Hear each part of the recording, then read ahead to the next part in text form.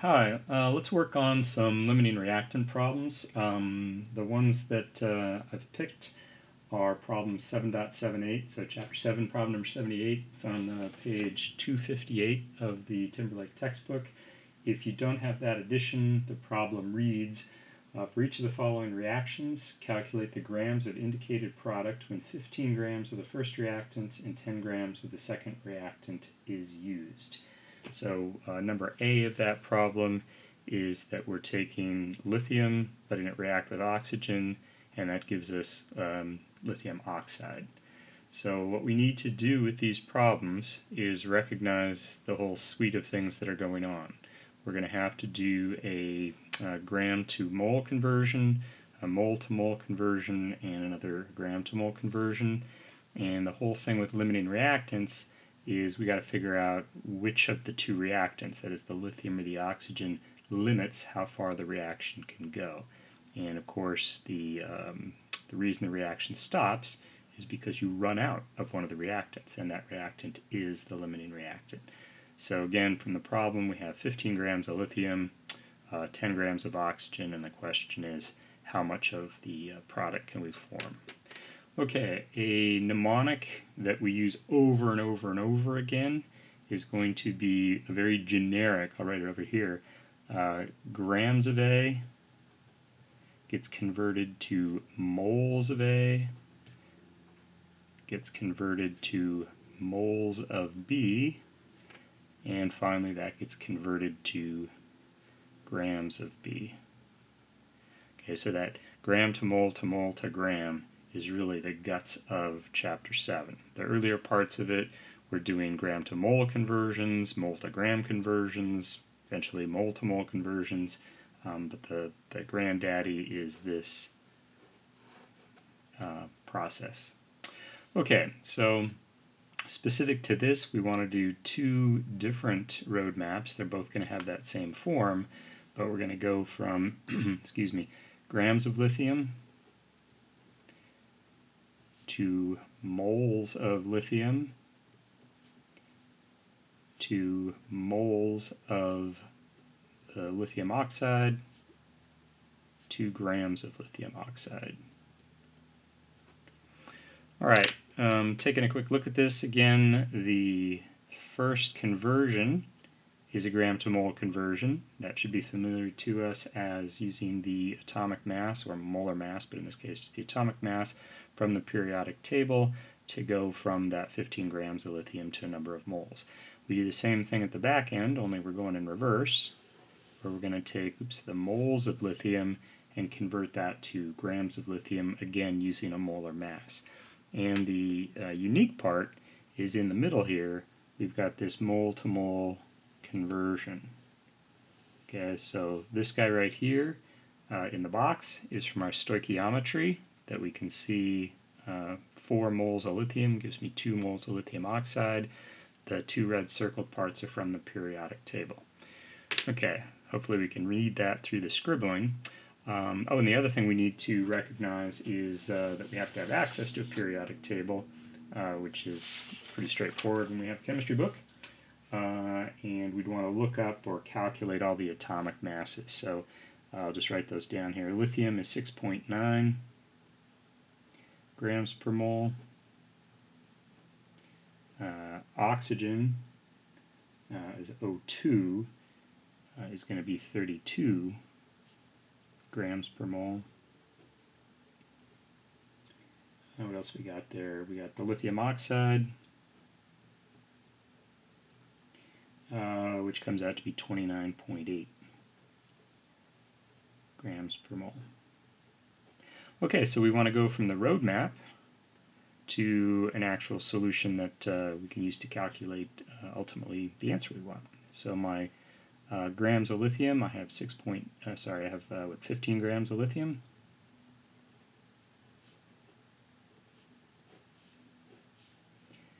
To convert that to moles, I'm going to have my 1 mole of lithium is 6.94 grams of lithium.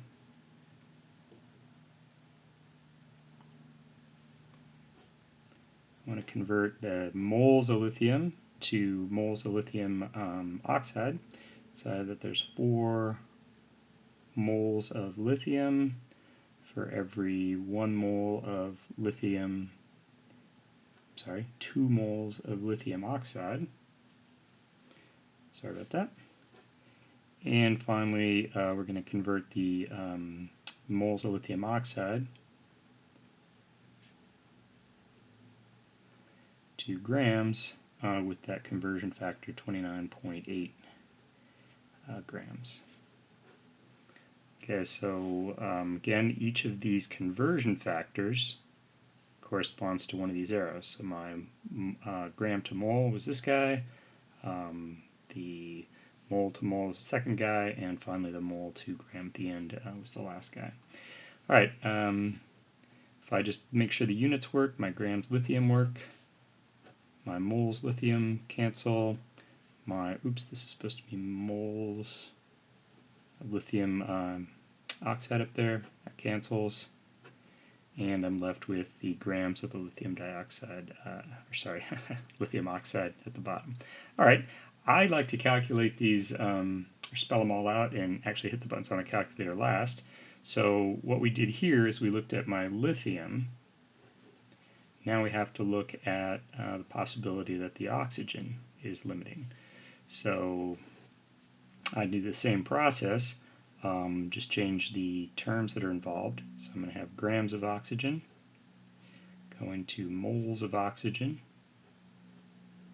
going to moles of lithium oxide, going to grams of lithium oxide. And then plugging the numbers in, I had 10 grams of oxygen.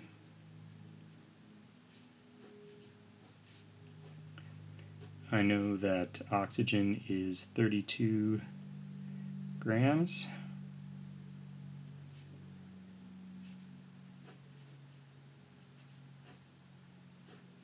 From the balanced reaction, I have that 1 mole of oxygen gives me 2 moles of Li2O, lithium oxide, and the molar mass is still 29.8 grams, is 1 mole of lithium oxide. Again, units, grams of oxygen, moles of lithium dioxide, I keep saying that, moles of lithium oxide gives me grams of the lithium oxide here again. Alright, at this point I get out the calculator, clickety click click, and I get 32.4 for the lithium, and clickety click, 18.6 for the oxygen. Okay, the rule is we pick the lowest of these values. Okay, so the correct answer is 18.6 grams. What we need to do, maybe to reflect on this, is again recognize what's happening. As the reaction is proceeding, you're going to produce, first 1 gram of lithium oxide, then a 2nd gram, then a 3rd gram, and eventually one of the reagents gets used up. So when we get to 18.6 grams, we have used up all of the oxygen and the reaction stops. Okay, so we will have used some amount of lithium, some amount of oxygen. It works out that we will have used all 10 grams of the oxygen, and the reaction stops cold. A common mistake is students try to add these two numbers together, and that's incorrect. The reaction stops at 18.6. That is our answer, and that's that. If we wanted to, we could figure out how much lithium actually reacted. We started with 15 grams of lithium. We had 10 grams of oxygen. All of the oxygen went to this 18.6, so that tells us 8.6 grams of lithium reacted. We had 15, so we have, 6.4 something grams left over. But again, that is our correct answer. The quick and easy rule is we pick the, the answer of these two, which is lowest, and again, that's 18.6. Another one that we can look at in this particular problem is given that we have a total of 25 grams of starting material. You know, we have the 10 grams of oxygen and the 15 grams of lithium. We only have 25 grams of stuff, so I can just rule that number out straight away. You cannot form 32 grams of product if you only have 25 grams of starting material. Okay, so that's the first one. Let's look at second one. And the second one I'll do here is the last on the page, which is C. And for that we have, so this is going to be 778C. And in this reaction we have aluminum sulfide reacting with water to give us 2 aluminum hydroxide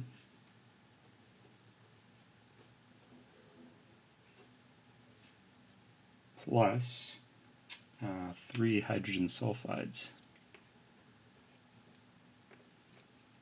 And the chosen reactant, or product rather, that we're supposed to calculate is the aluminum hydroxide. And as a reminder, we have 15 grams of the first and 10 grams of the second. Okay, at this point, what we should do is pause and work out this problem on your own if you've not done it already. So again, go ahead and work it out for yourself. Pause the video, and I'll give you 5 more seconds, and then I'll start working it out. Okay, first thing to do is line up our ducts. You know, check that the reaction is balanced. 2 aluminums, 2 aluminums, 12 hydrogens, 6, 6, 12. Yeah, it looks balanced. Okay, so that's good. And then we're going to need to know the formula masses, so we might as well calculate those straight away.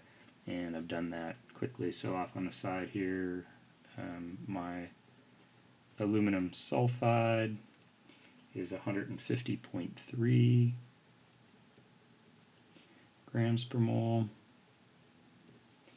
The H2O, the water, is 18.0 grams per mole. The aluminum hydroxide is, what do I got there, 78.0.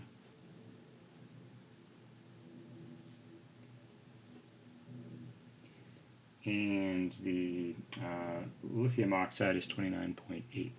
Oops, sorry, lithium was the last one. The hydrogen sulfide is 34.1.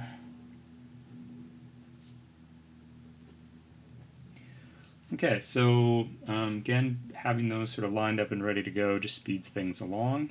Our road maps for the 2 reactions that we care about, or rather the 2 equations we're going to care about, are going to be the, just like the previous one, the grams of the first material converted to moles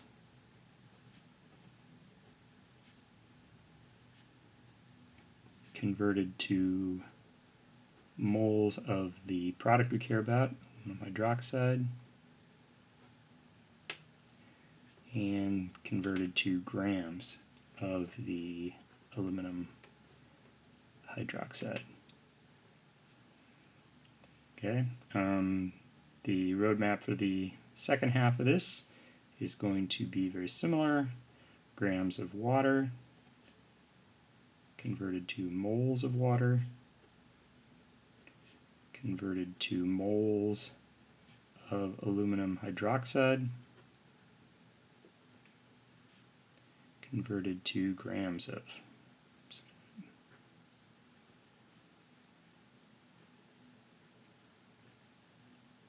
aluminum hydroxide.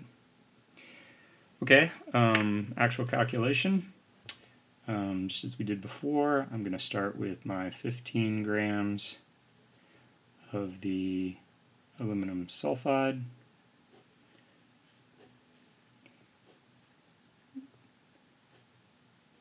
One mole of aluminum sulfide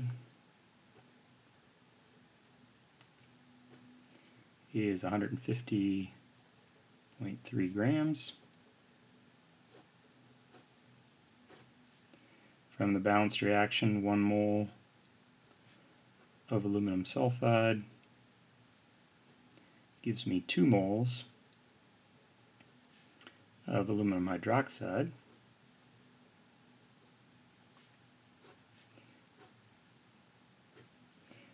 And 1 mole of aluminum hydroxide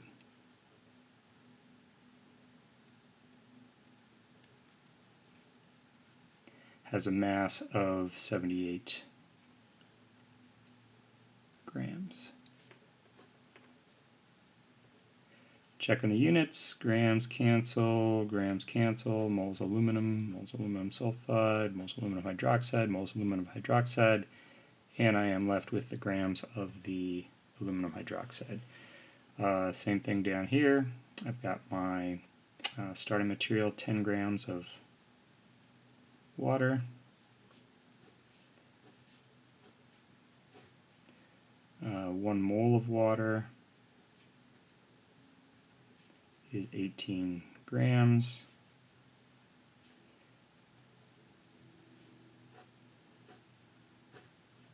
From the balanced reaction, 6 moles of water gives me 2 moles of aluminum hydroxide and 1 mole aluminum hydroxide, still 78 grams.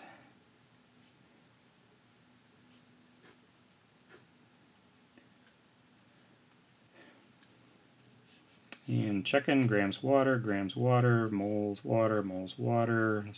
Must have said moles here. Moles aluminum hydroxide. I am left with grams. And again, going through and checking that the units work is a very important step. You know, I'm being a little casual here. Too much coffee, too much COVID, whatever. And I've missed a couple of places. But as I go through and check, I see that, oh, I should have those units there. And I don't just want to put the units there. I want to really show, oh yeah, those are the right units. That'll lead me to hopefully the right answer. All right, so now we just go back and get out the calculator, do the calculations. And for the aluminum sulfide, it appears I can produce 15.6 grams of the aluminum hydroxide product. The 10 grams of water only allows 14.4 grams of product. So same argument as before. The lower of those two numbers is the correct answer, because when we reach 14.4 grams, we run out of water, the reaction stops, and that's our product. All right, these are excellent problems. You know, all of the problems in that section having to do with limiting reactants are just great practice. And I tend to think that the first few are painful and having to look at examples, but then once you get the hang of it, it turns into effectively busy work, and you can probably say, yeah, I know how to do it. The other good thing about these problems is it's good practice for nomenclature. So as you're looking at these, don't be lazy and say H2O or Al2S3. Really call them out by their names: aluminum sulfide, water, I guess is pretty straightforward, aluminum hydroxide, etc. Okay, A+. And I hope this makes sense. And you know, if I didn't start off saying this concept of limiting reagents is really probably the most important thing in Chapter 7. Balance and reactions, the conversions that lead up to it, but again, the limiting reactant problems are the problems that we want to carry forward. Okay, that's it.